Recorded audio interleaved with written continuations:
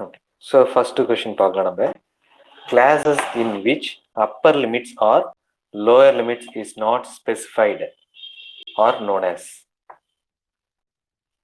Classes in which upper limits and lower limits are not specified or known as அப்படின்னா options கொடுத்துருக்காங்க. Open end classes, close end classes, inclusive classes, exclusive classes. எப்பவுமே நான் சொல்லியிருக்கேன், டெஃபினேஷன்லாம் வரப்ப definition, theorem, note, remark, இந்த கான்செப்ட்லாம் படித்த concept வரப்ப எப்பயுமே ஆப்ஷன்ஸை பார்க்கக்கூடாது. டைரெக்டாக ஆன்சரை சொல்லிவிட்டு அதுக்கப்புறம் ஆப்ஷனை பாருங்கள். ஏன்னா டக்குன்னு ஆப்ஷனை பார்த்தீங்கன்னா உங்களுக்கு ஒரு கன்ஃபியூஷன் வர ஆரம்பிச்சிடும். அதனால் எப்பயுமே மேக்ஸிமம் டைரக்ட் ரிசல்ட் வந்தாவே நீங்கள் ஆப்ஷனை கை வச்சு மறைச்சிட்டு அதுக்கப்புறம் நீங்கள் ஆன்சரை சொல்லி பார்த்துட்டு அந்த ஆப்ஷன் இருக்கான்னு பார்த்துட்டு ஷேட் பண்ணிட்டு போயிட்டு இருக்கணும். நீங்கள் ஆப்ஷனை படிக்க ஆரம்பிச்சிங்கனாவே டைம் எடுக்க ஆரம்பிச்சிடும்.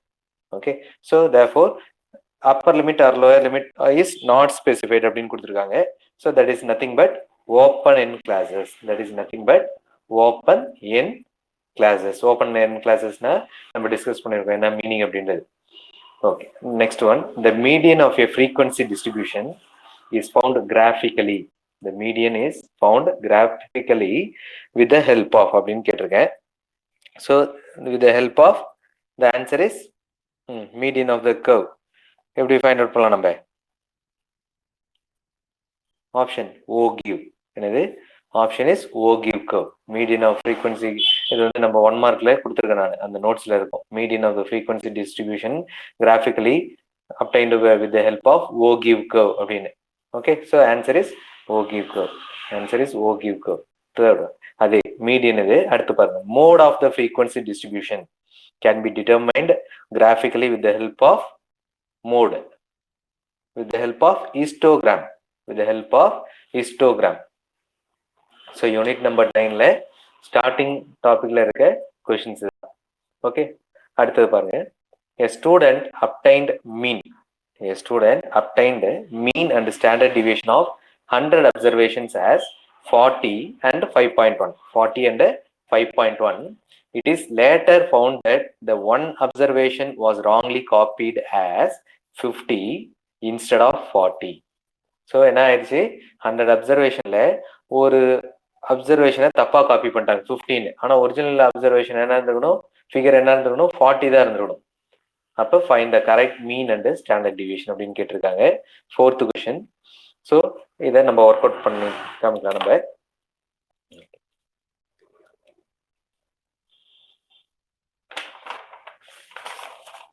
So here I will discuss the answer.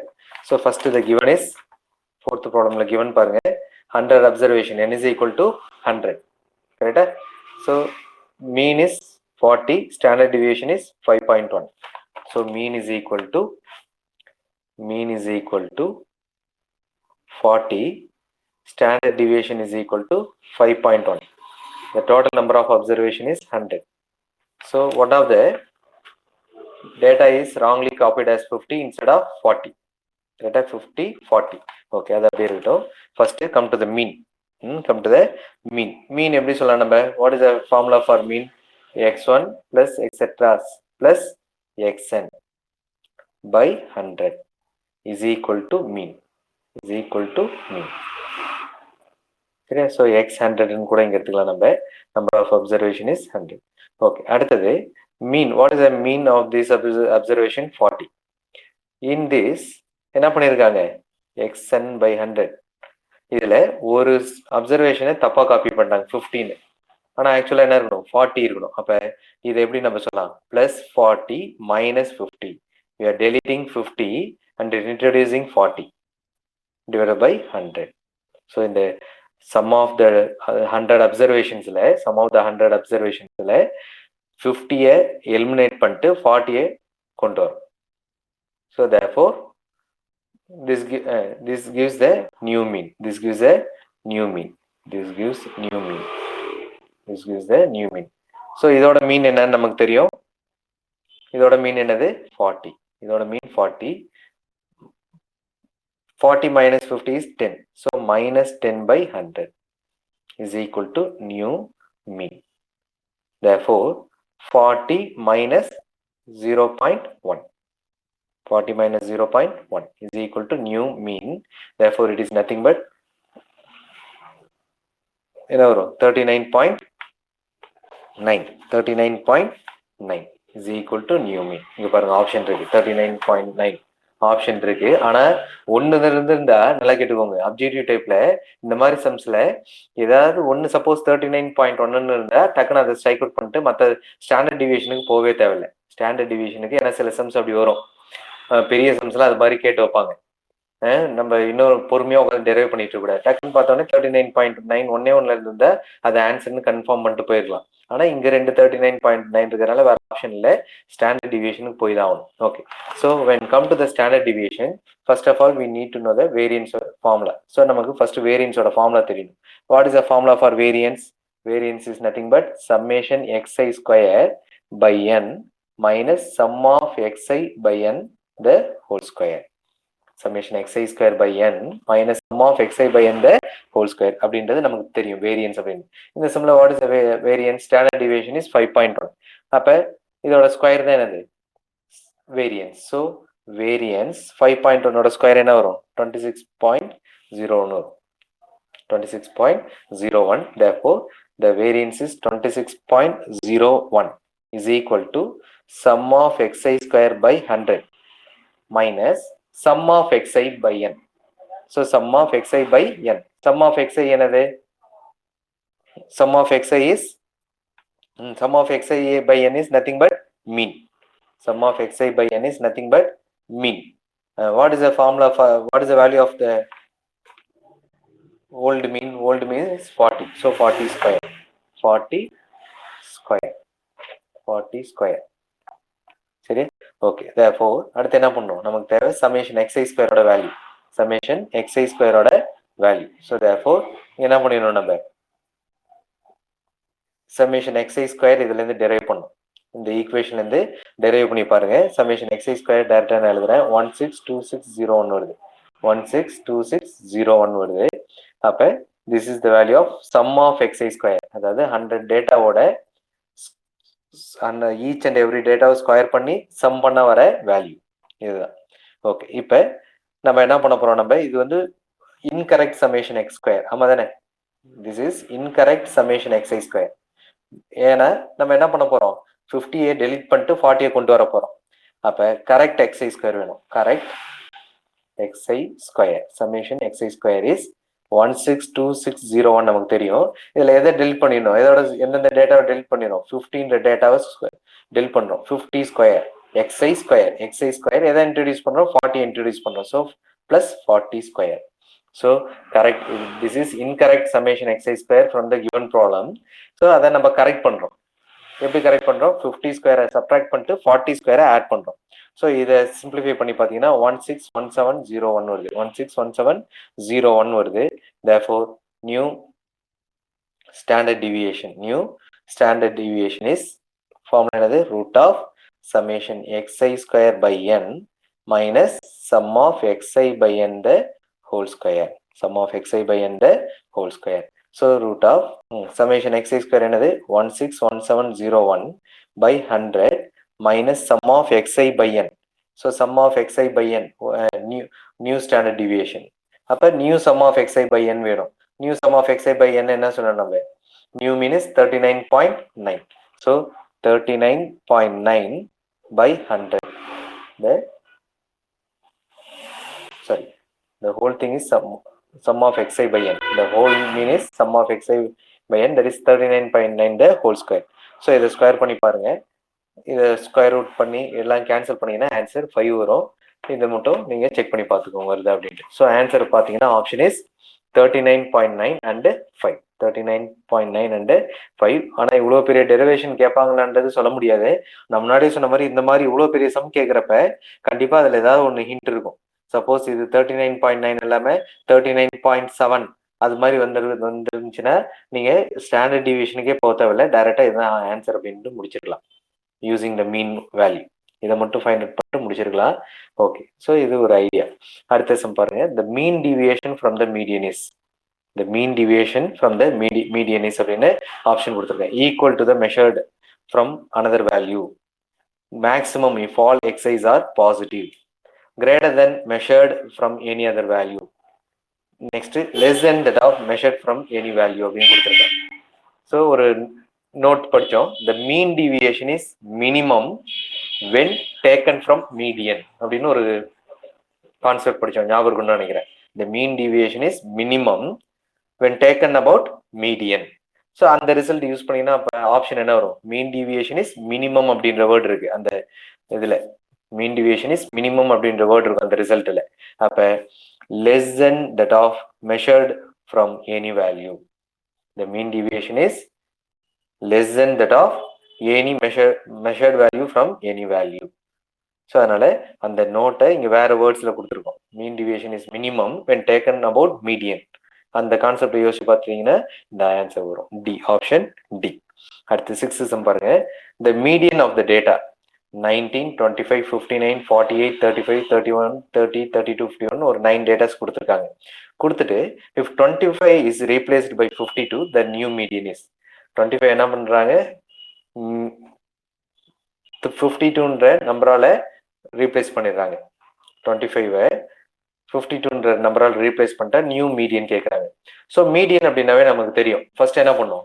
Ascending R descending ஆர்டர்ல கொடுத்துருக்க டேட்டாவை எழுதணும். ஸோ இங்கே டிரைவ் பண்றேன்.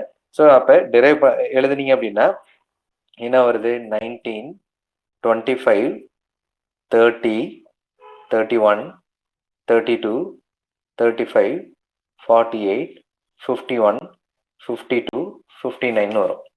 So there are odd number of values. 9 values இருக்கு. டோட்டலாக 9 வேல்யூஸ் இருக்கு. 9 வேல்யூஸ்னாவே என்ன சொல்லுவோம் நம்ம? மிட் வேல்யூ இங்கே என்னது? 32.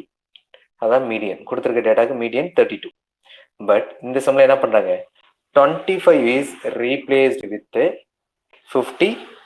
25 இஸ் ரீப்ளேஸ்ட் வித் 52. அப்ப இந்த 52 எங்க வந்து உட்காரும்? 52 இஸ் அகைன் ஃபிட்டட் ஹியர்.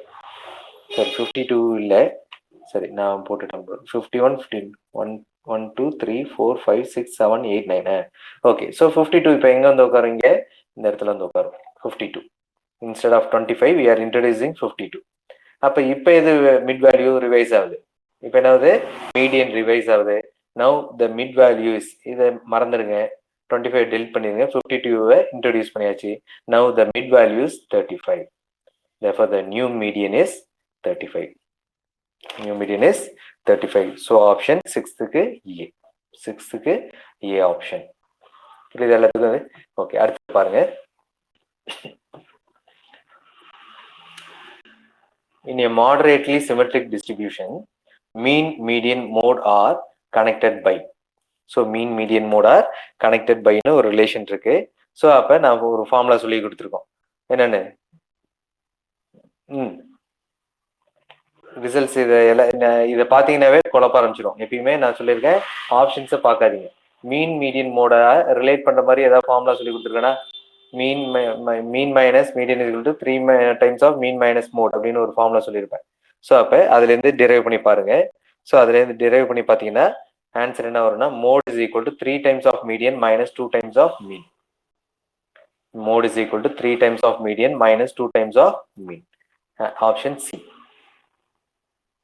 சரி, அடுத்தது சம்மு. இதெல்லாம் டைரக்ட் சம் தான், இதெல்லாம் டைரக்டா தான் கேட்டிருக்கேன்.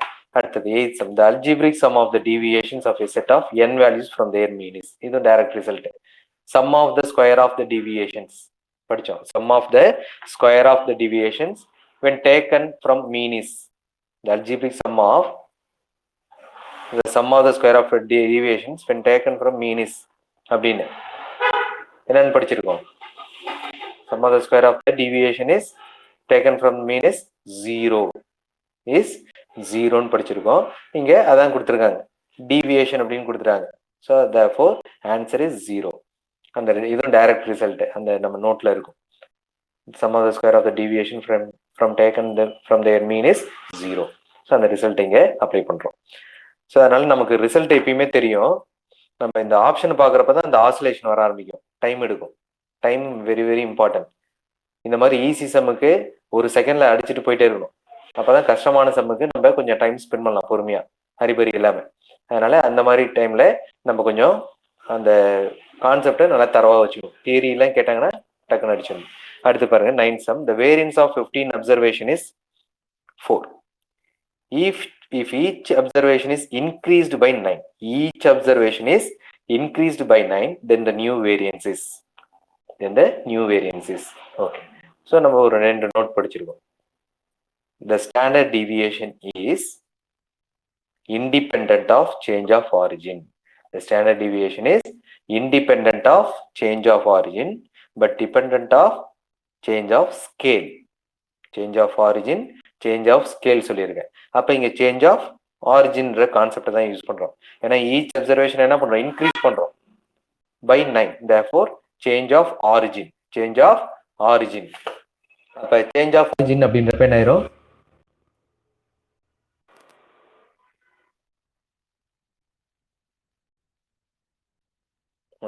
ஸோ சேஞ்ச் ஆஃப் ஆரிஜின் அப்படின்றப்ப என்ன ஆயிரும், இங்கே சேஞ்ச் ஆஃப் ஆரிஜின் அப்படின்றப்ப கண்டிப்பாக இண்டிபெண்ட், ஆரிஜினை மாற்றினா ஸ்டாண்டர்ட் டிவியேஷன் மாறாது அப்படின்றத பார்த்துருக்கோம். அப்போ இங்கே வேரியன்ஸை பற்றி சொல்கிறாங்க. ஸோ இங்கே வேரியன்ஸை பற்றி சொல்கிறாங்க. அப்போ வேரியன்ஸை பற்றி சொல்கிறப்ப ஸ்டாண்டர்ட் டிவியேஷனோட அதே கண்டிஷன் தான், independent of change of origin. அப்போ கண்டிப்பாக இன்க்ரீஸ் பண்ணாலும் என்ன ஆகாது, வேரியன்ஸ் மாறாது, வேரியன்ஸ் மாறாது. அப்போ 15 அப்சர்வேஷன்ஸோட வேரியன்ஸ் என்னது 4. அப்போ இன்க்ரீஸ் பண்ணாலும் என்னது 4 தான். Option C. புரிஞ்சா? Since independent of change of origin அந்த கண்டிஷன்னால. அடுத்த சம் பாருங்க, 10th sum. The geometric mean of 10 observation on a certain variable was calculated as 16.2. It was later discovered that one of the observations was wrongly recorded as 12.9. 12.9. In fact, it was 21.9. So என்ன பண்ணிட்டாங்க, ஒரு 10 அப்சர்வேஷன்ல ஒரு அப்சர்வேஷனை தப்பா record பண்ணிட்டாங்க. 21.9 எழுதுறதுக்கு பதிலாக 12.9 எழுதிட்டாங்க. எழுதி அதுக்கான ஜியாமெட்ரிக் மீனை கண்டுபிடிச்சிட்டாங்க 16.2. அப்ப ஒரிஜினல் வேல்யூ 21.9 அந்த கரெக்டட் ஜியாமெட்ரிக் மீன் என்ன இருக்குன்னு கேட்குறாங்க. ஸோ அதை நம்ம செய்யலாம் இங்கே. ஓகே, ஸோ 10th sum பாருங்க. ஜியாமெட்ரிக் மீன் அப்படின்னாவே நமக்கு ஃபார்முலா தெரியும், என்னது x1 எக்ஸெட்ராஸ் xn, ப்ராடக்ட்ல x1 into x2 etcetera xn whole power 1/n. Number of observation here is 10. 1/10 is equal to என்னன்னு கொடுத்துட்டாங்க சம்ல 16.2 கொடுத்துட்டாங்க. நல்லா பார்த்துக்கோங்க, 16.2 கொடுத்துட்டாங்க. therefore இதை எப்படி நம்ம இப்போ என்ன பண்ண போறோம், நம்ம we are going to generate the new geometric mean. New geometric mean, இது வந்து ஓல்டு ஜியாமெட்ரிக் மீன். இப்போ நியூ ஜியாமெட்ரிக் மீனை டிஃபைன் பண்ண போறோம். அதுக்கு ஃபர்ஸ்ட் என்ன பண்றேன், 1/10 எலிமினேட் பண்றேன். therefore this can be written as x1 x2 xn is equal to 16.2 whole power 10. whole power 10. இப்போ என்ன ரெக்கார்ட் ஆயிருந்துச்சு 10th sumல, என்ன ரெக்கார்ட் ஆயிருந்துச்சு 21.9க்கு பதிலாக 21.9க்கு பதிலாக 12.9 அப்படின்னு தப்பா பண்ணியிருந்தாங்க. 12.9 அப்படின்னு தப்பா பண்ணியிருந்தாங்க. This is wrong, this is the correct one. அப்ப என்ன பண்ணும், since the terms the datas R in product, நமக்கு எது தேவையில்லையோ அதை என்ன பண்ணிடலாம், எலிமினேட் பண்ணி டிவைட் பண்ணிடலாம். So divide by 12.9 on both sides. Divided by 12.9 on both sides. Divided by 12.9 on both sides. அடுத்து நமக்கு என்ன தேவை, 21.9 தேவை. அப்ப multiply by 21.9 on both sides. 21.9 on both sides. Therefore now we will get the new geometric mean. New geometric mean is equal to, therefore என்ன பண்ணணும், new geometric mean x1 etc xn by 12.9 into 21.9 whole power 1/10 is equal to 16.2 whole power 10 by 12.9 into 21.9 whole power 1/10 is a required answer. Is a required answer. எல்லாத்துக்கும் புரிஞ்சிருக்கும்னு நினைக்கிறது நம்ம சொன்னது. ஆனா ஆப்ஷன்ல பாத்தீங்கன்னா இதை வந்து இப்படி கொடுக்காம இப்படி கொடுத்துருந்தேன். இது வந்து இந்த கால்குலேஷன் கொஞ்சம் லேட் ஆகும், இப்படி கொடுக்க மாட்டாங்க. நான் அப்படி கொடுத்துருந்தேன் ஒரிஜினல் ஆன்சரை. ஸோ ஆப்ஷன்ஸ் பார்த்தீங்கன்னா இதில் தான் கொடுத்துருப்பாங்க, இந்த மாதிரி தான் கொடுத்துருப்பாங்க. 21.9 12.9 ரீப்ளேஸ் ஆயிருக்கும்.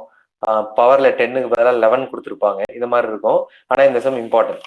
ஜியாமெட்ரிக் மீன்ல ஓல்டு ஜாமெட்ரிக் மீன், நியூ ஜாமெட்ரிக் மீன் வந்து ஆப்ஷன் வந்து கேட்பாங்க கண்டிப்பா. அதனால இந்த மாதிரி தான் ஆப்ஷன் இது மாதிரி தான் கொடுத்துருப்பாங்க. இதை வந்து ஏன்னா இதை வந்து நீங்க இன்னும் சிம்பிளிஃபை பண்றது ரொம்ப லேட் ஆகாது. அதனால ஆப்ஷன் இது மாதிரி தான் இருக்கும். அந்த ஒரு சம் மட்டும் நீங்க ஒரு மார்க் எடுத்துக்கலாம். ஓகே, ஸோ இது வரைக்கும் போட்டிருந்தீங்கன்னா வெரி குட். இது வரைக்கும் போட்டிருந்தீங்கன்னா வெரி குட். இந்த மெத்தட் இஸ் திஸ் ஒன். இதுல டவுட் இருந்தா கேட்டுக்கோங்க. ஓகே, ப்ரொசீஜர் பார்த்துக்கோங்க. ஓகே. ஸோ இந்த 10th சம்முக்கு ஆன்சர் பார்த்தீங்கன்னா the answer for the 10th sum is 17.8, 17.08. ஆனால் ஆன்சர் மேக்ஸிமம் அந்த மாதிரி மாடலில் தான் கேட்பாங்க. அடுத்து பாருங்க, for any discrete distribution standard deviation is not less than. இது நம்ம டைரக்ட் ரிசல்ட். இந்த டைரக்ட் ரிசல்ட்ல பார்த்தீங்கன்னா இருக்கும், standard deviation is not less than mean deviation from mean. Standard deviation is not less than mean deviation from mean. ஆப்ஷனை பார்த்தீங்கன்னா அடுத்து மீடியன்ல குழப்பம் வந்துடும். ஆப்ஷன் பார்க்காதீங்க, இந்த மாதிரி சமயத்துல ஆப்ஷன் பார்க்காதீங்க. Direct result standard deviation is not less than mean deviation from mean. Okay, அடுத்து பாருங்க 12th method of calculating skewness which is based on positions of quartiles and median. So குவார்டைல்ஸையும் மீடியனையும் பேஸ் பண்ணி வர ஸ்கியூனஸ் எந்த ஃபார்முலால படித்தோம்? எந்த ஃபார்முலால படிச்சோம் நம்ம? Bowley's coefficient of skewness. Bowley's coefficient of skewness. அதுல தான் என்ன வரும்? Quartiles Q3 minus median minus median minus Q1 by Q3 minus Q1 அப்படின்னு வரும். அப்ப the answer is Bowley's coefficient of skewness. இதுவும் டைரக்ட் கொஸ்டின், இதுவும் டைரக்ட் கொஸ்டின். ஸோ டைரக்ட் கொஸ்டின்ல முடிஞ்ச வரைக்கும் நம்ம எப்பயுமே தப்பே பண்ணிடக்கூடாது. Okay, which of the following statement is are true? Kurtosis defines the peakness of the curve in the region which is around mode. Kurtosisna definition கேட்டிருக்காங்க. It is nothing but it defines the peakness of the curve. எதை depend பண்ணியிருக்கு? Which is around the mode. Which is around the mode. அடுத்து பாருங்க, the frequency distribution is considered as negatively skewed if all the values of distribution moves to upper tail. Upper tail அப்படின்னு கொடுத்துருக்காங்க. இது பார்த்தோன்னே தெரியுது என்னது இது. This is wrong, this is wrong. ஏன்னா நெகட்டிவ்லி ஸ்கியூட்னா எங்க இருக்கும்? Negatively skewed means it depends on left tail. Negatively ஸ்கியூட்னா லெஃப்ட் டெயில இருக்கும், மூவ்ஸ் டு லெஃப்ட் டெயில நோக்கி நவரும். அடுத்து பாருங்க, in kurtosis the beta is greater than 3 and quartile range is preferred for leptokurtic. In kurtosis மூணு ஆப்ஷன் படிச்சோம். Beta is equal to 3, beta greater than 3, beta less than 3 படிச்சோம் நம்ம. So beta is greater than 3, beta is greater than 3, greater than 3 இருந்தா லெப்டோக்ருட்டிக் அப்படின்றாங்க, லெப்டோக்ருட்டிக்ன்றாங்க. So greater than அப்படின்றப்ப நல்லா பார்க்கணும். Quartile range நல்லா பார்த்துக்கோங்க. குவார்டைல் ரேஞ்சுன்னு சொல்லியிருக்காங்க. அப்போ quartile range is preferred for platykurtic. அதான் முக்கியம். when beta is greater than 3, quartile range is preferred for platykurtic. அப்ப இதுவும் தப்பா இருக்கு. So second one is wrong, third one is wrong. The only thing which is correct is kurtosis defines the peakness of the curve in the region which is around mode. The first one only correct. So A, option A, option A. அடுத்து பாருங்க 14th sum. If for a distribution the difference of first quartile and the median, the difference of first quartile and the median is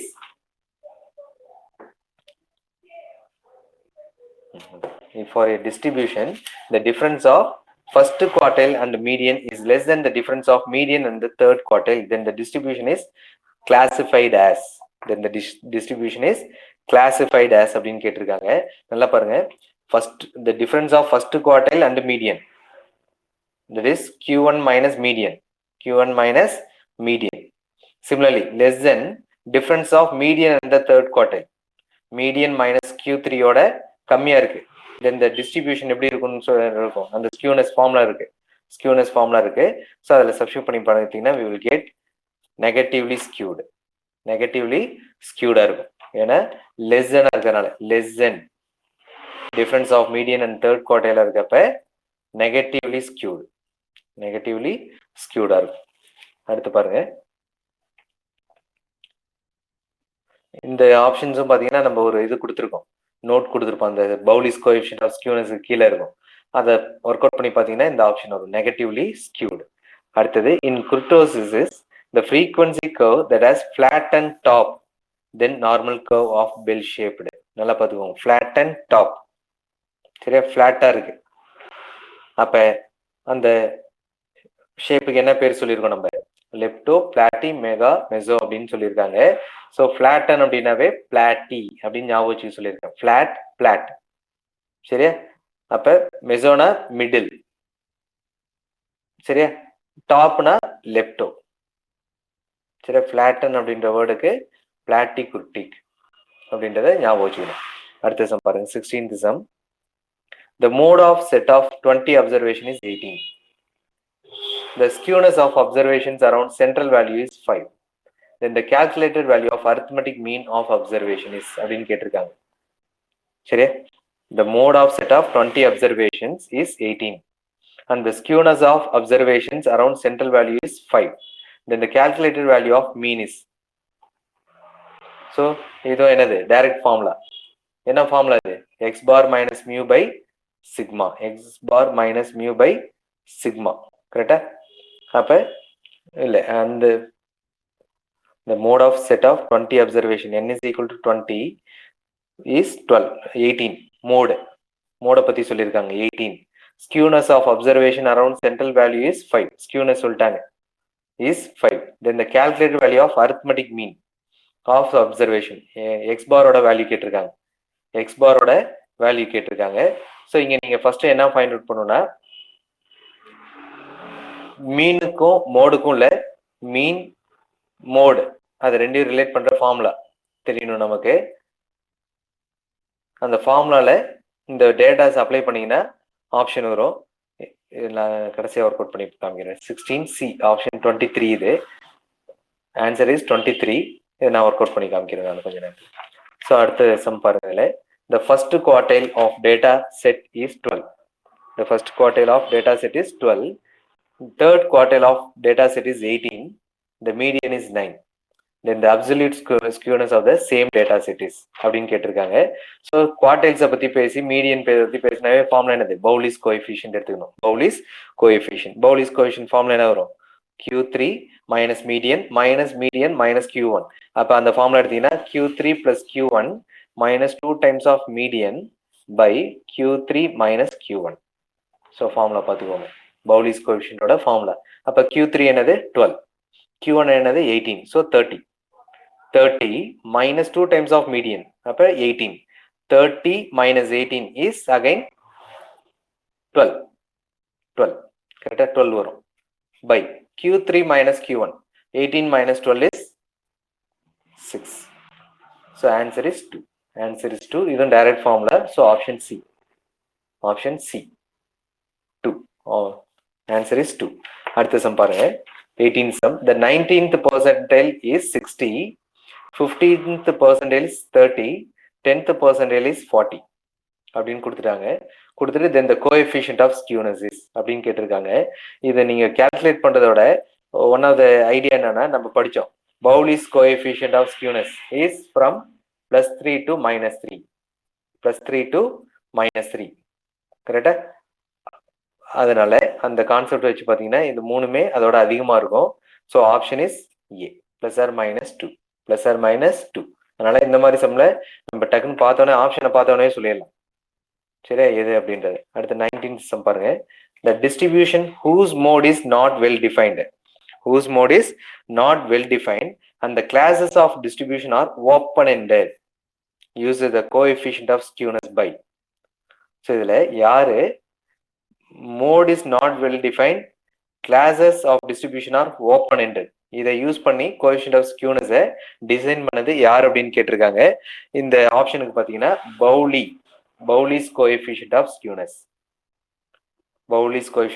அதில் பார்த்தீங்கன்னா mode is இல் டிஃபைன்டுன்னு கொடுத்துருப்பேன். Pauli's கோஎஃபிஷியன்ட்ல அந்த ஸ்டேட்மெண்ட்ல ஒன்று கொடுத்துருப்பேன்.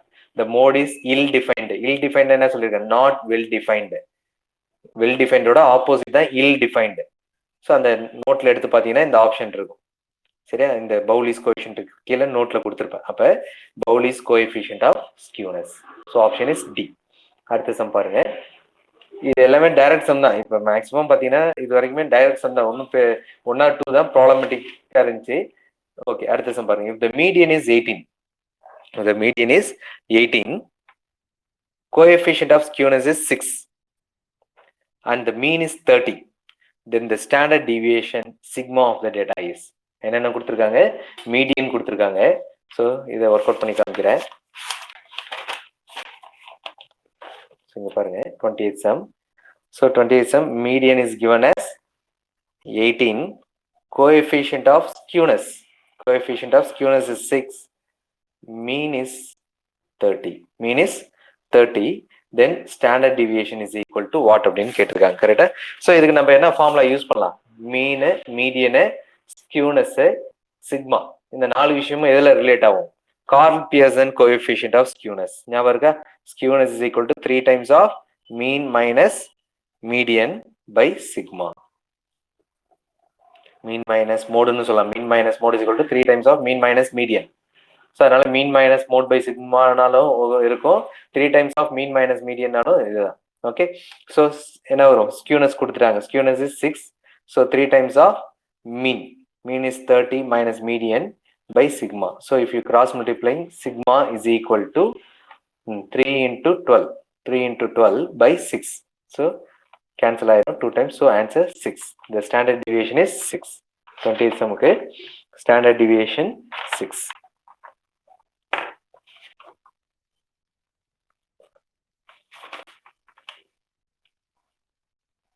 சரியா?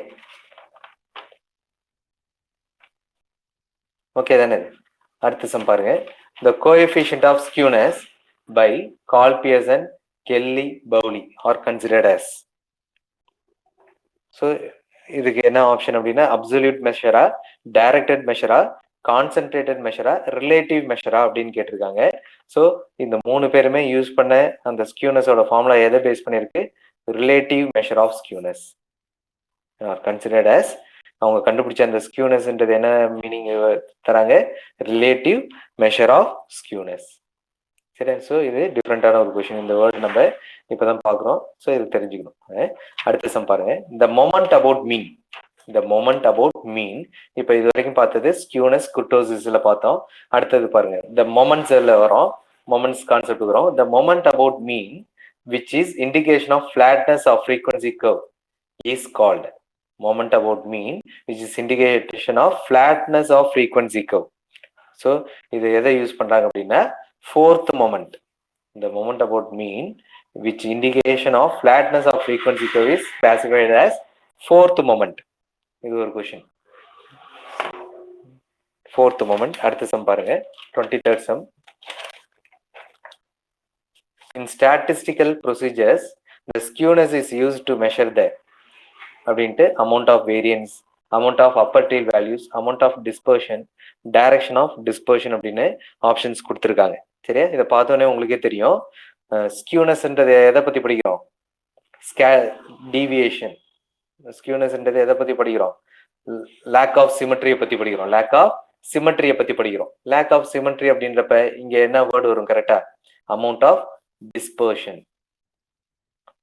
சரி, அமௌண்ட் ஆஃப் டிஸ்பர்ஷன். என்ன லேக் ஆஃப் சிமெட்ரினா என்ன சொன்னோம்? Mean not equal to median not equal to mode, மூணுமே வெவ்வேறு இடத்துல இருக்கும். அப்ப dispersion. So option C, amount of dispersion. அடுத்து 24th சம் பாருங்க.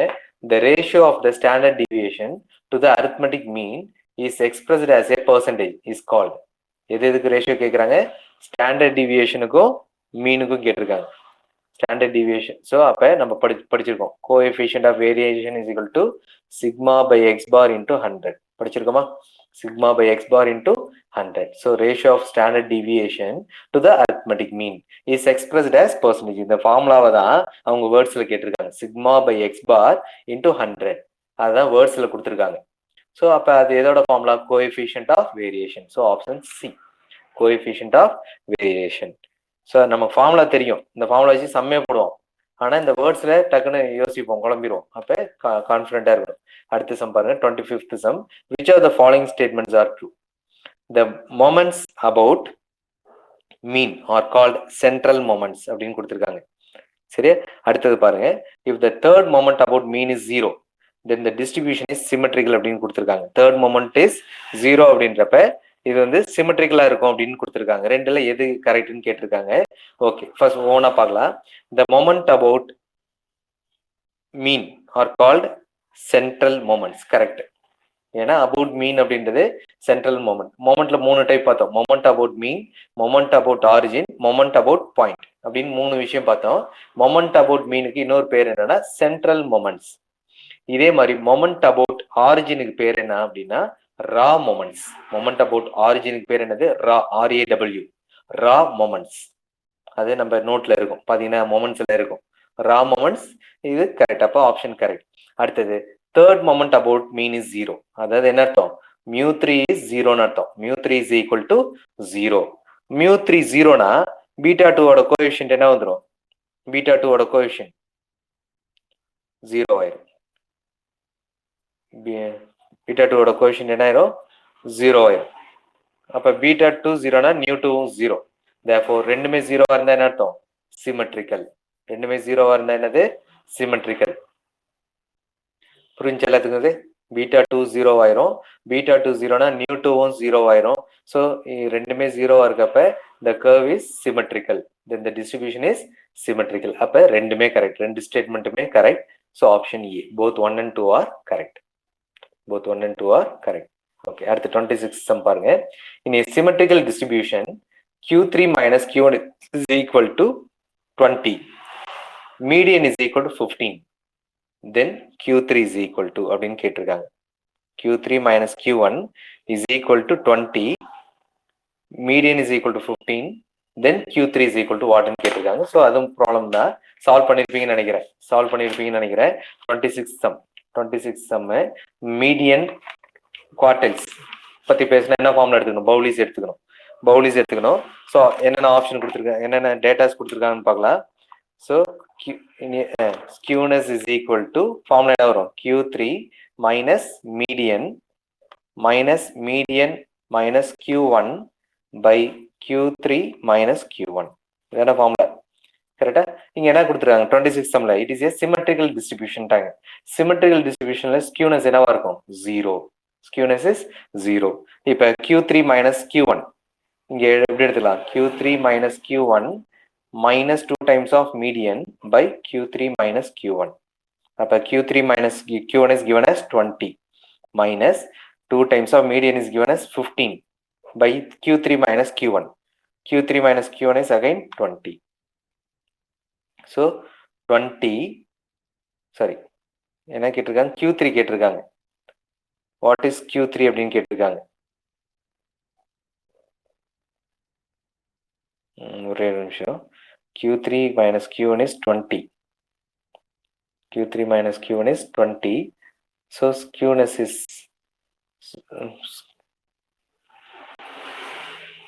இப்ப q3 minus q1 நம்ம ஒன்றும் பண்ண முடியாது. 2 times of median. q3 minus q1 கொடுத்துட்டாங்க. q1 plus q3 தெரிஞ்சா செய்ய முடியுமா? சாரி, இங்க ஒரு சின்ன தப்பு பட்டேன். q3 plus q1. q3 plus q1 minus 2 times of median. Sorry, q3 minus q1. So therefore என்ன வரும்? q3 plus q1 கொடுக்கல. q3 plus q1 கொடுக்கல. நல்லா பார்த்துக்கோங்க, நான் இங்கே தப்பா எழுதிட்டேன். q3 plus q1 as it is இருக்கட்டும். q3 plus q1 as it is இருக்கட்டும். இதெல்லாம் கரெக்ட். 0, இதெல்லாம் 0 ஆயிரும். கரெக்டா? அப்ப q3 plus q1 minus 30 is equal to 0. Cross multiply பண்ணீங்கன்னா 0 ஆயிருமா? therefore q3 plus q1 is equal to 13 ஒரு ரிலேஷன் கிடைக்கும். ஆல்ரெடி கிவன்ல என்ன ஸ்டேட்மெண்ட் இருந்துச்சு? q3 minus q1 is 20 ஒரு ஸ்டேட்மெண்ட் இருந்துச்சு கிவன்ல. ஸோ இது ரெண்டையும் சால்வ் பண்ணீங்கன்னா 2q3 is equal to 50. 2q3 is equal to 50. therefore q3 is equal to 25. q3 is equal to 25. So நல்லா பார்த்துக்கோங்க இந்த formula. q3 minus into minus plus q1. Minus எழுதிட்டேன், தப்பு. q3 plus q1. ஸோ ரெண்டு relation form பண்ணிட்டோம். Solve பண்ணீங்கன்னா q3 is equal to 25. So answer is B, 25. Option B. 26க்கு option B. சரியா? ஓகே, அடுத்த சம் போலாம்.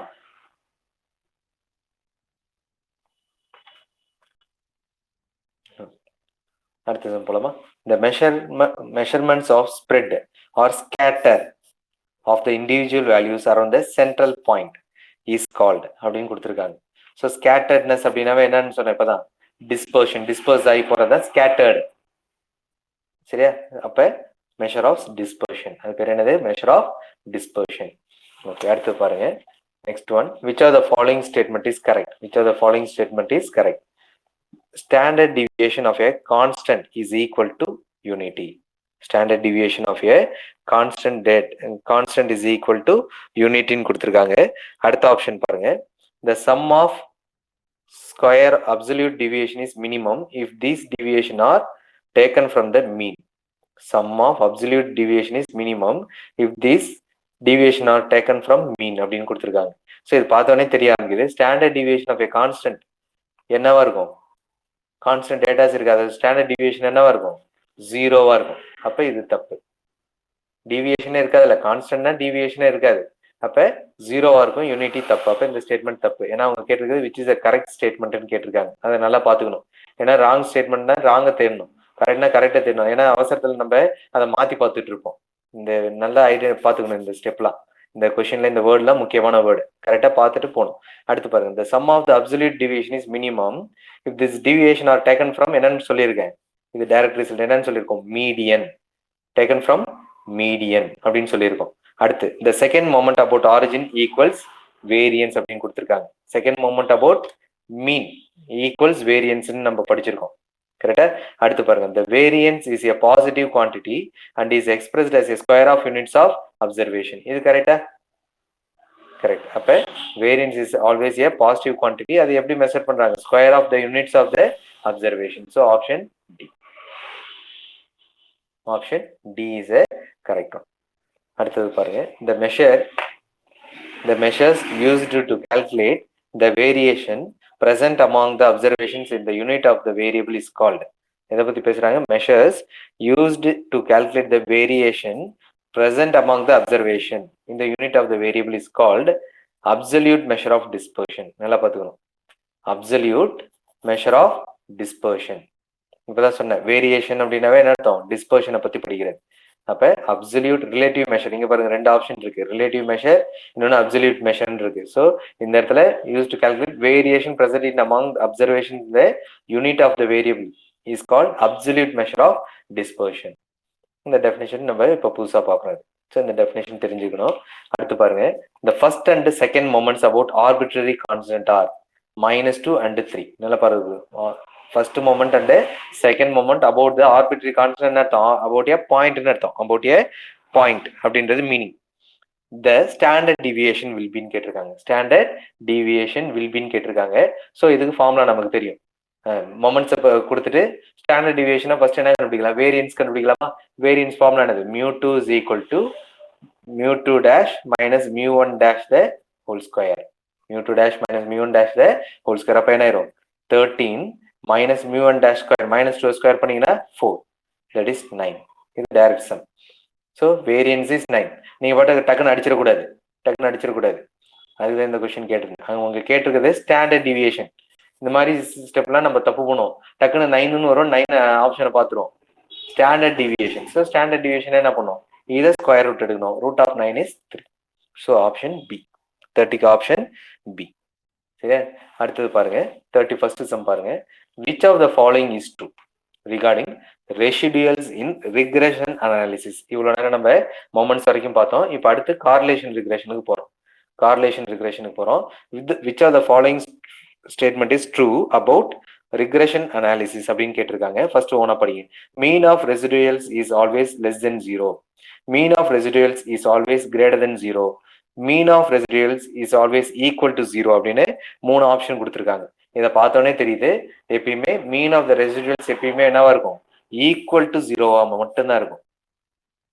ஈக்குவல் டு 0வா மட்டும்தான் இருக்கும்.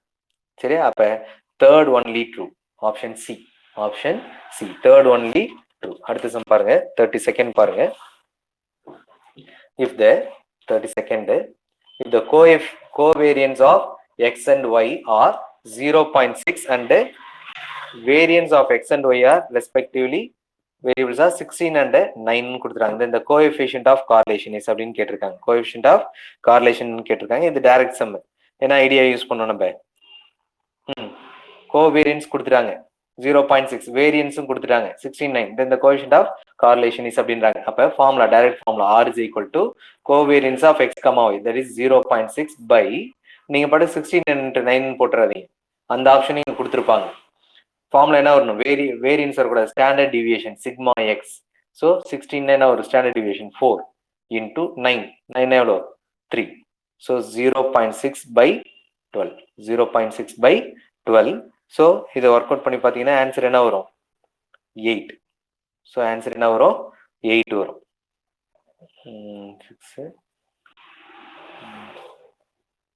0.8 வரும். கரெக்டு தானே? 0.8 0.8 வரும். So option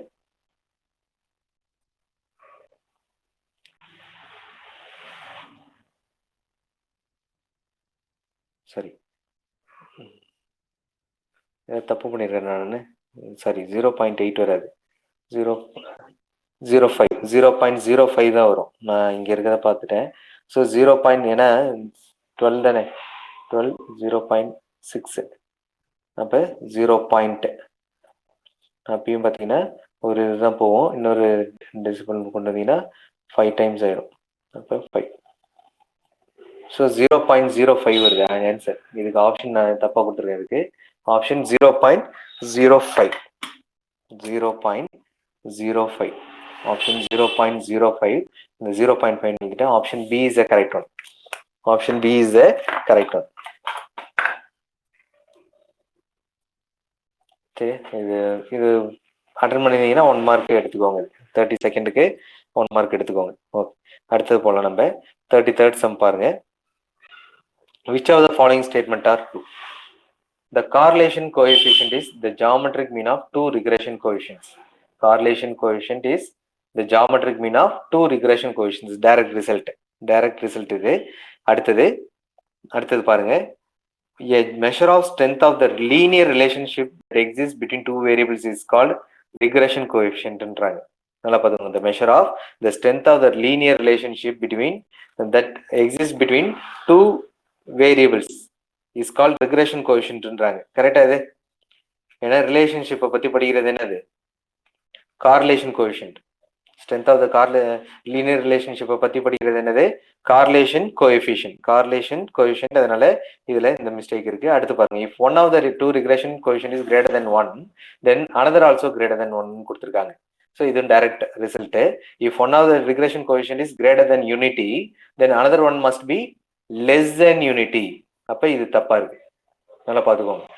1 is greater than unity, then next one என்னவா இருக்கணும், less than unity-ஆ இருக்கணும். சொன்னமா, if bxy greater than 1னா கண்டிப்பா byx should be less than 1-ஆ இருக்கணும். அப்ப இதுவும் தப்பா இருக்கு. அப்ப இது ரெண்டுமே தப்பா இருக்கு. எது மட்டும் தான் கரெக்ட், ஃபர்ஸ்ட் ஒன் மட்டும் தான்.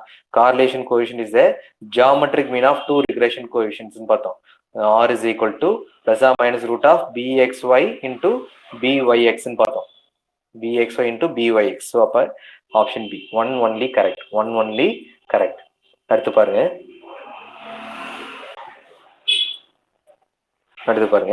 if both variables x and y increase or decrease simultaneously, then the coefficient of correlation will be. இதெல்லாம் பாத்தீங்கன்னா கான்செப்ட் ஓரியன்டட் கொஸ்டின். நம்ம படிச்சதை அப்ளை பண்ணுவீங்க. ஸோ என்ன சொல்றாங்க, if both variables x and y x increase ஆனா y-யும் increase ஆகுது, or x decrease ஆனா y-யும் degrees ஆகுதுன்றாங்க. if both variables increase or decrease, ஆனா ரெண்டுமே இன்க்ரீஸ் ஆகுது இல்லாட்டி ரெண்டுமே டிக்ரீஸ் ஆகுது simultaneously, then the coefficient of correlation will be option பாருங்க, positive and negative, positive, 0, negative அப்படின்னு ஆப்ஷன்ஸ் கொடுத்துருக்காங்க. நம்ம சொல்லியிருக்கோம், நம்ம ரெண்டுமே இது பேர் என்னன்னு சொல்லியிருக்கோம், பர்ஃபெக்ட் சொல்லியிருக்கோம். கரெக்டா? அப்ப இது என்னது, ஒன்னு டிக்ரீஸ் ஆனா இன்னொன்னு டிக்ரீஸ் ஆகுதுன்னு சொல்றோம். அப்ப கண்டிப்பா எப்படி இருக்கும், ஆப்ஷன் பி பாசிட்டிவ் கார்லேஷனா இருக்கும். எப்படி இருக்கும், பாசிட்டிவ் கார்லேஷனா இருக்கும். ரெண்டுமே இன்க்ரீஸ் ஆர் ரெண்டுமே டிக்ரீஸ். எப்ப நெகட்டிவ் வரும், ஒன்னு இன்க்ரீஸ் ஆறப்ப இன்னொன்னு டிக்ரீஸ் ஆனா, இன்க்ரீஸ் ஆறப்ப இன்னொன்னு டிக்ரீஸ் ஆனா. கரெக்டா? ஸோ அடுத்த சம் பாருங்க. if two series move in reverse directions and the variations in their values are always proportionate, it is said to be. அப்படின்னு கொடுத்துருக்காங்க. It is set to be. So move in reverse direction அர்த்தம். ஒன்று increase ஆகுது, இன்னொன்று decrease ஆகுது. அந்த variations in their values are always proportionate. ப்ரொபோர்ஷனலா இருக்கு. X is proportional to y. அப்ப அதுக்கு பேர் என்னது? Perfect negative correlation. ஏன்னா ப்ரொபோர்ஷனேட் அப்படின்ற வேர்டு வரதுனால பெர்ஃபெக்டா இருக்கும். அதே மாதிரி ரிவர்ஸ்ன்ற வார்த்தை வரதுனால நெகட்டிவா இருக்கும். அப்ப perfect negative correlation. Option C. So இது எல்லாமே நம்ம படிச்சதுதான், கான்செப்டா படிச்சோம். நம்ம அதை இங்க அப்ளை பண்றோம். அதை இங்க அப்ளை பண்றோம். ஏன்னா R is equal to +1 figure சொல்லி கொடுத்தேன். R is equal to -1 figure சொல்லி கொடுத்தேன். எப்ப +1 வரும் -1 வரும்ன்றதை நம்ம டிஸ்கஸ் பண்ணோம். ஸோ அந்த ஐடியாவை யோசிச்சு பார்த்தீங்கன்னா இந்த ரெண்டுக்கும் ஆன்சர் புரியும். ரெண்டு கொஸ்டினுக்கும் ஆன்சர் உங்களுக்கு புரியும். அடுத்தது பாருங்க 36th sum. The signs of regression coefficients and correlation coefficients are always. regression coefficient ஓட சைனும் correlation coefficient ஓட சைனும் எப்படி இருக்கணும் அப்படின்றாங்க.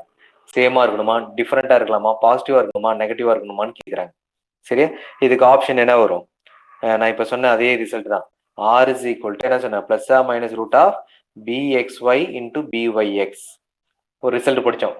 If one of the regression coefficient is positive, then another is positive. If one is negative, another is negative அப்படின்னு. ஏன்னா root இருக்கிறதுனால ஒன்னு மட்டும் நெகட்டிவா வரக்கூடாது. வந்தா ரெண்டுமே நெகட்டிவா இருக்கும், இல்லாட்டி ரெண்டுமே பாசிட்டிவா வரும்னு ரிசல்ட் படிச்சோம். ப்ராப்பர்ட்டிஸ்ல படிச்சோம், ப்ராப்பர்ட்டிஸ் ஆஃப் ரிக்ரெஷன்ல படிச்சோம். அப்ப ரெண்டுமே பாசிட்டிவா இருந்தா நான் ஒரு சம்மு சொல்லி கொடுத்தேன். ஆர் ரிக்ரெஷன் கோஎஃபிஷியன்ட்டோட வேல்யூ எய்தர் பிளஸ்ஸா இருக்கலாம் ஆர் மைனஸா இருக்கலாம். ஃபார்முலா தான் இது. ஆனா regression coefficient should be either positive or negative, any one only. சரி, ரெண்டுமே பிளஸா மைனஸ் இருக்க கூடாது. அப்ப ரெண்டுமே பாசிட்டிவா இருந்தா கண்டிப்பா regression coefficient எப்படி இருக்கும்? பாசிட்டிவா இருக்கும். ரெண்டுமே பாசிட்டிவா இருந்தா regression coefficient பாசிட்டிவா இருக்கும். ரெண்டுமே நெகட்டிவா இருந்தா regression coefficient எப்படி இருக்கும்? நெகட்டிவா இருக்கும். சொல்ல புரியும் நினைக்கிறேன். ரெண்டுமே பாசிட்டிவா இருந்தா regression coefficient பாசிட்டிவா இருக்கும். ரெண்டுமே நெகட்டிவா இருந்தா regression coefficient எப்படி இருக்கும்? நெகட்டிவா இருக்கும். அதை வச்சுதான் நம்ம ஒரு சம்மு எக்ஸாம்பிள் சொல்லி கொடுத்துருந்தேன் நான். அப்ப ஆப்ஷன் என்னது இதுல? Sign of regression coefficient and correlation coefficient எப்பயுமே எப்படி இருக்கணும்? சேமா தான் இருக்கணும். 36க்கு ஆப்ஷன் ஏ. ஆப்ஷன் புரிஞ்சா என்ன கான்செப்ட்னு? ஸோ இந்த ஃபார்முலாவை யூஸ் பண்ண அந்த கான்செப்ட் உங்க மைண்ட்ல வந்துச்சுன்னா டக்குன்னு நம்ம இதை யோசிச்சு பார்க்கலாம். ஓகே, அடுத்து பாருங்க. Correlation refers to the casual relationship between two variables, the association between two variables, the proportion of variance that two variables share, a statistical method that can only be used with a correlation research design. இந்த மாதிரி questions எல்லாம் பார்த்தீங்கன்னா நம்ம கான்செப்ட்ல எங்கேயுமே பார்த்துருக்க மாட்டோம், டெஃபினேஷன்லயும் இருக்காது. ஆனா யாராவது ஒரு ஆத்தர் என்ன பண்ணிருப்பாரு, அதுக்குள்ளார ஒரு ஏதாவது ஒரு என்ன சொல்றது ஒரு கொட்டேஷன் சொல்லியிருப்பாரு, கார்லேஷனை பத்தி ஒரு கொட்டேஷன் சொல்லியிருப்பாங்க, அதுல இருந்து கேட்டு வைப்பாங்க. ஏதாவது ஒரு ஆத்தரு மேத்தமெட்டிஷியன் யாராவது சொல்லியிருப்பாங்க, அதுல இருந்து கேட்டு வைக்கிற சம் இதெல்லாம். ஸோ அப்ப பாத்தீங்கன்னா இதோட ஆப்ஷன் என்னன்னா correlation refers to the proportion of variance the two variables share. சரி, எதை பத்தி டிஸ்கஸ் பண்ணுதா? ப்ரொபோர்ஷன் ஆஃப் வேரியன்ஸை பத்தி டிஸ்கஸ் பண்ணுது. ஓகே, அடுத்து 38th சம் பாருங்க.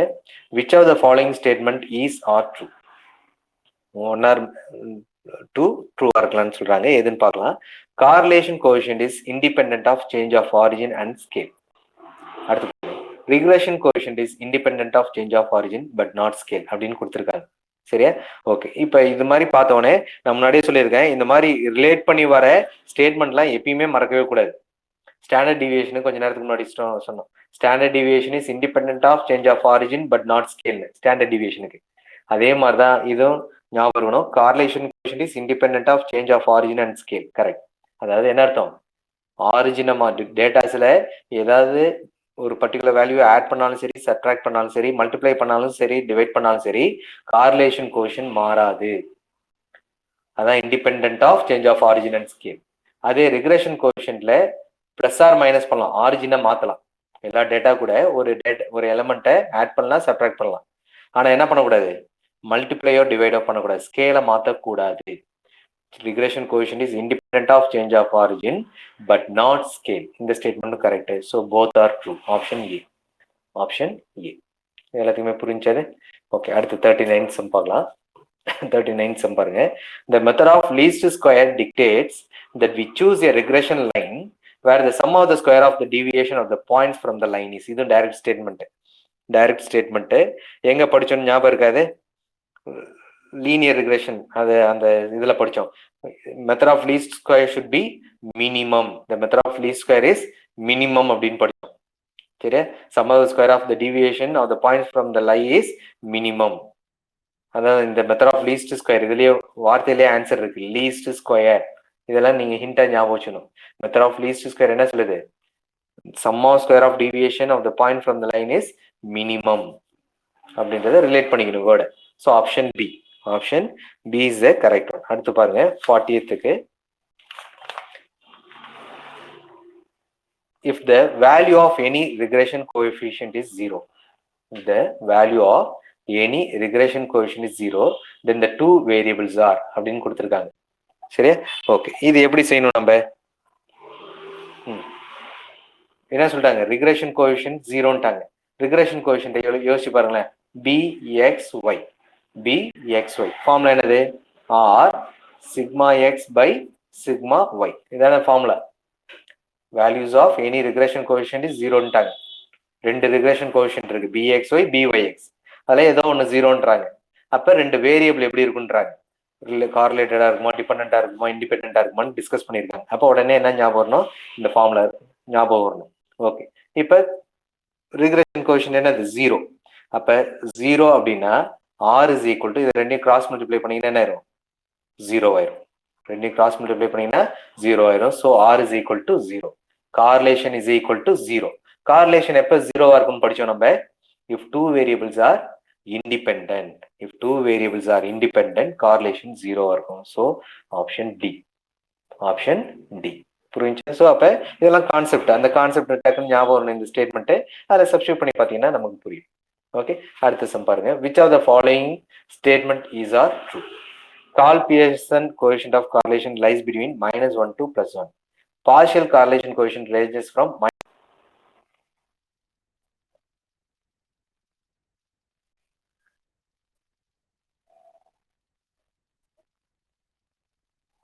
ஓகே, எல்லாத்தையும் கேக்குதுல்ல? நான் சொல்றது பேசுறது கேக்குதுல்ல?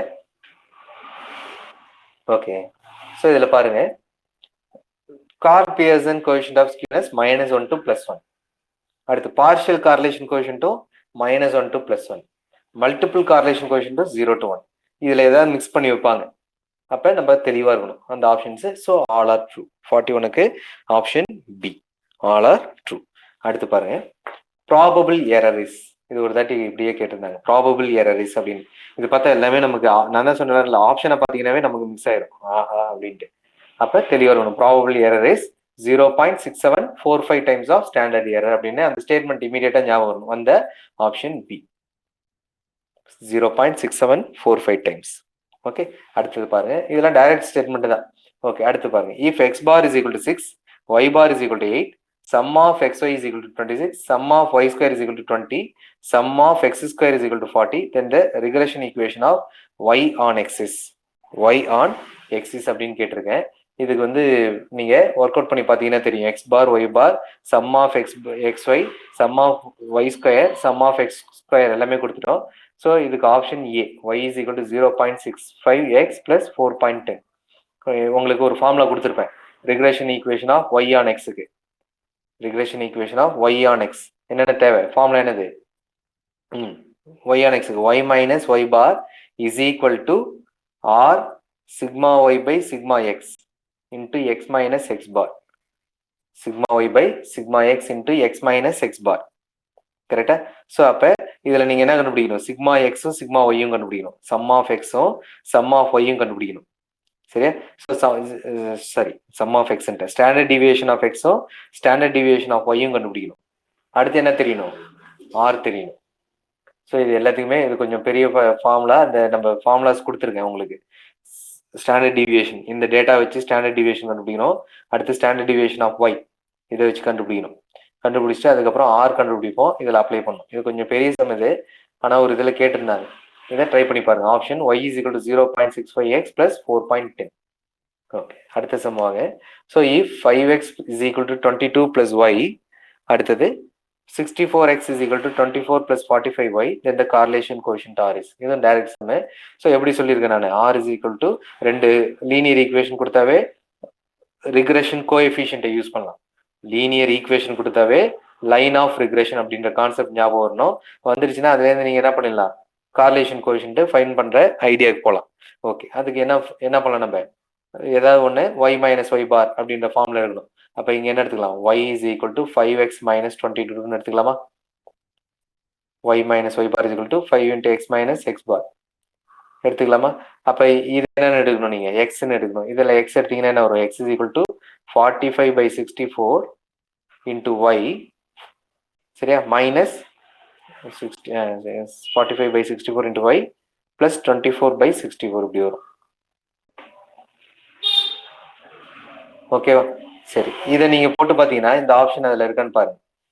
ஆர்ல கார்லேஷன் கோஎஃபிஷியன்ட் ஃபார்ம்ல என்னது, R is equal to plus or minus root of b x y into b y x, b x y into b y x. So b x y b y x போறீங்கன்னு வச்சுக்கலாம்.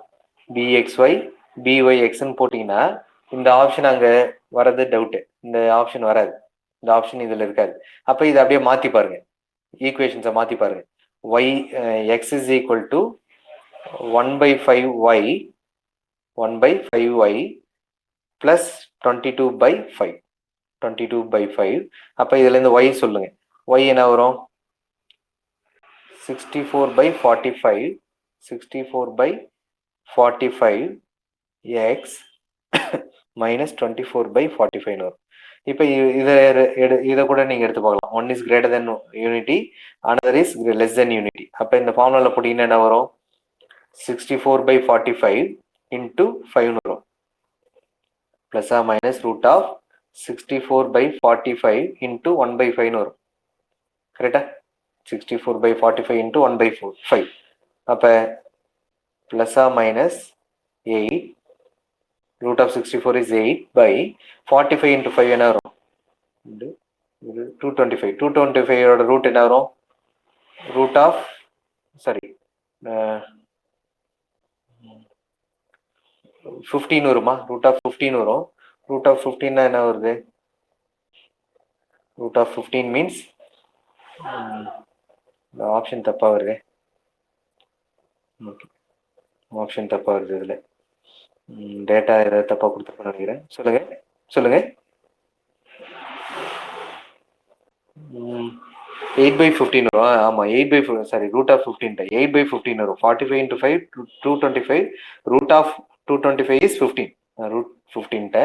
ஸோ 8/15 8/15 எவ்வளவு வருது, 8/15 is பிளஸ் மைனஸ் 0.5 வருமா. ஸோ அப்ப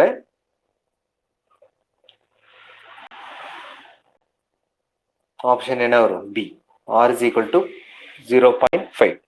ஏன் 0.5 போறோம், நம்ம முன்னாடியே சொன்ன பிளஸ் ஆர் மைனஸ் இருக்கப்ப நல்லா ஞாபகம் வச்சுக்கணும், பிளஸ் ஆர் மைனஸ் போட்டக்கூடாது. ஆப்ஷன் பாருங்க, பிளஸ் ஆர் மைனஸும் கொடுத்துருக்காங்க, பிளஸ் ஆர் மைனஸும் கொடுத்துருக்காங்க, அதை போட்டக்கூடாது. என்ன சொன்னேன் நான், எதை பார்க்கணும், ரெண்டு ரிக்ரெஷன் கோஎஃபிஷியன்ட் எப்படி இருக்குன்னு பார்க்கணும். ரெண்டு எப்படி இருக்கு, பாசிட்டிவா இருக்கு. If both are positive, regression coefficient is also பாசிட்டிவா இருக்கும். அப்ப ரெண்டும் பாசிட்டிவா இருக்கப்ப ரிக்ரெஷன் கோஎஃபிஷியன்ட் பாசிட்டிவா இருக்கணும்னா 0.5 பிளஸ் 0.5 இஸ் த ஆன்சர். இது மாத்தி இதுல எதுவும் கை வச்சிடக்கூடாது, சரி. அதனால இந்த ஏன்னா நம்ம ரெண்டு இங்க பாத்தீங்கன்னா ரெண்டு ஸ்டேட்மெண்ட்டுமே வரும், ஆனா ஆப்ஷன் இல்லை, இந்த இதுக்கான ஆப்ஷன் இங்க இல்லை. அதனால நான் லைன் ஆஃப் ரிக்ரெஷனை ரீரைட் பண்ணிக்கிட்டேன் இந்த மாதிரி. அப்ப BXY BYX கரெக்டா, அதை கொண்டு வந்து இங்க சப்ஸ்டியூட் பண்ணிருக்கேன். சப்ஸ்டியூட் பண்ணிட்டு மல்டிப்ளை பண்ணி ரூட் எடுத்தீங்கன்னா 8/15. ஸோ தேர்ஃபோர் 0.5க்கு நியரா வரும். So 0.5 is a required correlation coefficient. So this is 44th sum ஓட ஆன்சர். அடுத்து பாருங்க 45th sum. The coefficient of correlation between x and y is 0.6 ன்னு கொடுத்துட்டாங்க. x and y is 0.6. அடுத்தது பாருங்க, and their covariance is 4.8 and their covariance is 4.8. If the variance of x is 9, then the standard deviation of y is அப்படின்னு கொடுத்துருக்காங்க. Okay, so அப்போ direct formula தான். Coefficient of correlation என்னது 0.6, covariance என்னது 4.8 by formula என்னது sigma X into sigma Y. அப்போ இங்கே கொடுத்துருக்கிறது வேரியன்ஸ், அப்போ ஸ்டாண்டர்ட் டிவியேஷன் என்ன வரும் 3. into sigma y 3 into sigma y அப்ப கிராஸ் மல்டிப்ளை பண்ணி பாருங்க 3 into 0.6 by 4.8 என்ன ஆன்சர் வருது ஒருத்தர் சொல்லுங்க பார்க்கலாம் 3 into 0.6 by 4.8 0.8 by 3 8 by 3 கரெக்டானு check பண்ணிக்கோங்க 8 by 3 வருது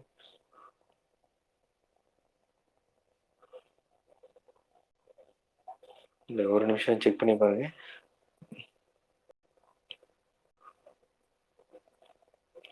data is correct than எழுதிருங்க covariance of 4.8 by variance of x is 9 then the standard deviation of y is 3 into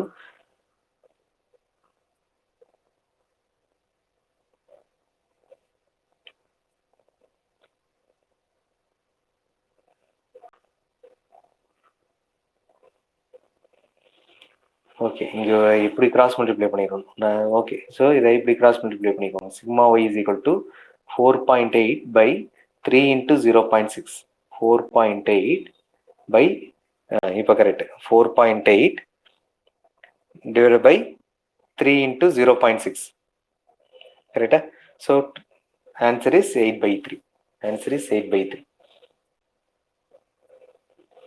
So, this is direct formula calculation. அடுத்த sum பாருங்க. Which of the following statement is or true? If r is equal to plus or minus 1, then both the line of regression will be parallel or coincide. R is equal to plus or minus 1, then both the lines of regression will be parallel or coincide. If r is equal to 0, then both the line of regression are perpendicular அப்படின்னு options கொடுத்துருக்கோம். So இதில் பார்த்தீங்கன்னாவே தெரியும் உங்களுக்கு r is equal to plus or minus 1 இதுவும் டைரெக்டாக பார்த்தோம் நம்ம r is equal to plus or minus 1 எப்போ வரும்னு பார்த்தோம் when theta is equal to 0 ஆனா லைன் ஆஃப் ரிக்ரெஷன் எப்பயுமே என்ன ஆகும்னு சொல்லியிருக்கேன் இன்டர்செக்ட் ஆகும் ஒரு பாயிண்ட்ல அந்த பாயிண்ட் தான் என்னது எக்ஸ் பார் கமா ஒய் பார் அப்படின்னு படிச்சிருக்கோம் அப்ப கண்டிப்பா ரெண்டு லைன் ஆஃப் ரிக்ரெஷன் எப்படி இருக்கும் ஒன்னு இருந்தா கோயின்சைட் ஆயிருக்கும் ஆர் பெர்பெண்டிகுலரா இருக்கும்னு ரெண்டு கண்டிஷன் படிச்சோம் அப்ப என்னவா இருக்க வாய்ப்பே இல்லை பேரலா இருக்க வாய்ப்பே இல்லை பேரலா இருக்க வாய்ப்பே இல்லை எப்படி இருக்கும் either கோயின்சைடா இருக்கும் ஆர் பெர்பெண்டிகுலரா இருக்கும் என்ன reason since the mean X bar comma Y bar should lies on the lines அப்ப பேரலல் அப்படின்னா லை ஆயிருக்காது பேரலல் அப்படின்றப்ப எக்ஸ் பார் ஒய் பார் இருக்காது அந்த பாயிண்ட் ஆஃப் இன்டர்செக்ஷனா இருக்க முடியாது அப்ப பேரலா இருக்க முடியாது எய்தர் கோயின்சைடாவும் ஆர் பெர்பெண்டிகுலரா இருக்கும் அப்ப எந்த ஆப்ஷன் வரும் 1 is wrong 2 is true option C 1 is wrong 2 is true இந்த இது நம்ம நோட்ல சொல்லியிருந்தோம் எப்படி அப்படின்றத எக்ஸ்பிளைன் பண்ணியிருந்தோம் ஆங்கிள் பிட்வீன் tan θ கண்டுபிடிச்சு சொல்லியிருந்தோம் ஸோ அதையும் நீங்க பார்த்துக்கணும் அடுத்த சம் பாருங்க அடுத்தது பாருங்க if the equation of two regression lines are these two then bxy is அப்படின்னு கொடுத்துருக்காங்க regression coefficient of xy கேட்குறாங்க அப்ப நீங்க ரீரைட் பண்ணி ஃபர்ஸ்ட் பார்த்துக்கணும் எப்படி ரீரைட் பண்ணி பார்க்கணும் first 3x is equal to minus 12y plus 19 எடுத்துக்கலாம் அப்ப x is equal to என்ன வரும் minus 12 by 3y plus 19 அப்படின்னு வரும் அது இங்க எடுத்தீங்கன்னா இதை yன்னு எடுத்தீங்கன்னா என்ன வரும் 3y is equal to minus 9x plus 46 வரும் so y is equal to minus 9 by 3x வரும் அப்போ இப்படி எடுக்கக்கூடாது ஏன்னா ரெண்டுமே பாருங்க கிரேட்டர் தென் யூனிட்டி வருதா 12 by 3 9 by 3 ரெண்டுமே கிரேட்டர் தென் யூனிட்டி வருது அப்ப இது x on y கிடையாது அப்ப இது வந்து y on x ன்னு மாத்தும் அப்ப 12y y is equal to minus 3x by 12 plus 19 by 12 அப்ப இது வந்து byx அவங்க கேட்டிருக்குது என்னது bxy அப்ப எங்க வரும் இந்த ஸ்டெப்புக்கு வரீங்க இங்க என்ன வரும் 9x plus 3y அப்ப x is equal to minus 3 by 9 into y plus 46 by 9 வரும் 46 by 9 ஸோ ஆப்ஷன் என்ன வரும் minus 1 by 3 ஸோ இதுல ஆப்ஷன் வந்து பாத்தீங்கன்னா minus 1 by 3 இல்ல plus 1 by 3 இருக்கு ஸோ ஆப்ஷன் வந்து minus 1 by 3 minus 1 by 3 சரி அப்படி சப்போஸ் இல்லாத பட்சத்தில் +1/3 கொடுங்க. +1/3. ஆனால் -1/3 தான் இருக்கணும். BXY வந்து ஏன்னா ரிக்ரெஷன் கோஎஃபிஷியன்ட் வந்து பாசிட்டிவாக இருக்கணும்னு அவசியம் கிடையாது, நெகட்டிவாக இருக்கலாம். இருந்தால் ரெண்டுமே நெகட்டிவாக இருக்கணும், அவ்வளோதான். அப்போ -1/3 is a correct answer. So இந்த ஆப்ஷன் டி கொடுத்துருந்தீங்கன்னா ஓகே, இல்லை அப்படின்னா 1 மார்க் நீங்கள் எடுத்துக்கலாம். அடுத்து பாருங்க, இந்த order of the regression coefficient B12.34567 is. So order of the regression coefficient எதை வச்சு சொல்லணும்னு சொல்லியிருக்கேன் நான். பிரைமரி சப்ஸ்கிரிப்ட், செகண்டரி சப்ஸ்கிரிப்ட் சொல்லியிருக்கேன்னா, பிரைமரி சப்ஸ்கிரிப்ட், செகண்டரி சப்ஸ்கிரிப்ட். எப்பயுமே ஆர்டர் ஆஃப் ரிக்ரெஷன் கோஎஃபிஷியன்ட் எதை வச்சு சொல்லணும், செகண்டரி சப்ஸ்கிரிப்ட்ஸை வச்சு தான் சொல்லணும். நம்பர் ஆஃப் செகண்டரி சப்ஸ்கிரிப்ட்ஸ் தான் ஆர்டர் ஆஃப் த ரிக்ரெஷன் அப்படின்றது நம்ம ரிக்ரெஷன் அனாலிசிஸ்ல படித்தோம். அப்போ ஆர்டர் என்னது அப்படின்னா 1 2 3 4 5. So answer A. 48க்கு answer A, option A, order 5. புரிஞ்ச? செகண்டரி சப்ஸ்கிரிப்டை தான் பார்க்கணும், நீங்கள் இதை பார்த்துடக்கூடாது. சரி, அடுத்து பாருங்க. Nu denotes the correlation ratio and r denotes the correlation coefficient. Correlation ரேஷியோனா என்னன்னு பார்த்தோம், கார்லேஷன் கோஎஃபிஷியன்ட்னா என்னன்னு பார்த்தோம். இது லீனியர், இது கர்வ் லீனியர் அப்படின்னு சொன்னோம். ஞாபகம் இருக்கா? Linear, curve linear. அப்போ அதை வச்சு 2 ஸ்டேட்மெண்ட் கொடுத்துருக்காங்க. Always correlation ratio absolute value, இப்படி மாட் போட்டாவே என்ன அர்த்தம், absolute value of correlation ratio should not be less than absolute value of correlation coefficient ன்றாங்க. greater than or equal to என்ன அர்த்தம், not less than, not less than அப்படின்னு அர்த்தம். அப்ப therefore இந்த ஸ்டேட்மெண்ட் நம்ம படிச்சோம், டைரக்ட் ஸ்டேட்மெண்ட் கரெக்ட். அடுத்து பாருங்க, if the regression is linear then nu is equal to r, otherwise nu greater than r அப்படின்னு கொடுத்துருக்காங்க. ஸோ லீனியரா இருந்தா ரெண்டும் ஈக்குவலா இருக்கும், கர்வ் லீனியரா இருந்தா நியூ கிரேட்டர் தென் ஆரா இருக்குன்றாங்க. அதாவது இந்த ரெண்டையும் ஸ்பிட் பண்ணி கொடுத்துருக்காங்க. எப்ப, எந்த கண்டிஷன்ல, எந்த சிச்சுவேஷன் அப்படின்னு கொடுத்துருக்காங்க. அப்ப nu is equal to r எப்பயா இருக்கும், லீனியரா இருக்கப்ப, nu greater than r curve லீனியரா இருக்கப்ப. இதுவும் டைரக்ட் ஸ்டேட்மெண்ட். ஸோ இதுவும் கரெக்ட். அப்ப both are true. Option A. 49க்கு ஆப்ஷன் ஏ. ஓகே, அடுத்தது பாருங்க. The standard error of the estimate of x is given by. இதுவும் டைரக்டா தான் கொடுத்துருந்தேன். இதுக்கு இன்னொரு பேர் சொல்லியிருந்தேன், ரெசிடுவல் வேரியன்ஸ் சொல்லியிருந்தேன். அப்படியும் கேட்பாங்க இந்த வேர்டும், ரெசிடுவல் வேரியன்ஸ் அப்படின்னு கொடுத்துருந்தோம். ஸோ ரெசிடுவல் வேரியன்ஸுக்கு ஃபார்முலா என்னது, Sx is equal to sigma x 1 minus r square whole power 1/2 root of அப்படின்னு சொல்லியிருந்தேன். sigma x root of 1 minus r square. புரியுதா? அப்போ ஆப்ஷன் பி. இதுவும் டைரக்ட் கொஸ்டின் தான் இது. ஸோ இதில் சம்ஸ் கேட்டாலும் கேட்கலாம் மேபி. அந்த இன்னும் இதில் சம்ஸ் எல்லாம் கேட்கலாம். நம்ம இன்னும் அடுத்தடுத்த டெஸ்ட்ல நம்ம இன்னும் ரிவிஷன் பண்றப்பலாம் இதில் சம்ஸ் எல்லாம் போவோம். இந்த யூனிட்ல இன்னும் சம்ஸ் எல்லாம் இருக்கு, அதை இன்னும் சம்ஸாக கேட்போம் நம்ம. சரி, அதனால இதுல கொஞ்சம் ஒரு 2-3 சம் நீங்களை உங்களை ஒர்க் அவுட் பண்ணி பார்க்க சொல்லியிருக்கேன். அந்த சம்ஸ் ஒர்க் அவுட் பண்ணி பாருங்க. ஆன்சர் வரலன்னா சொல்லுங்க, அதை நான் டெரிவ் பண்ணி காமிக்கிறேன். அதெல்லாம் கொஞ்சம் லேட் ஆகும், அது அதையும் நீங்க ஒர்க் அவுட் பண்ணி பாருங்க. ஓகேவா?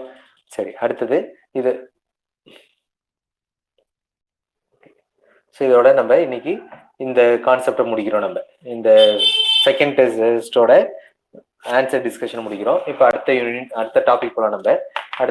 நம்ம எதை லாஸ்ட் கிளாஸ் என்ன பார்த்துட்டு இருக்கோம் ஞாபகம் இருக்கா? லாஸ்ட் கிளாஸ் எதை பத்தி டிஸ்கஸ் பண்ணியிருந்தோம்? ஜாயிண்ட் டிஸ்ட்ரிபியூஷனை பத்தி.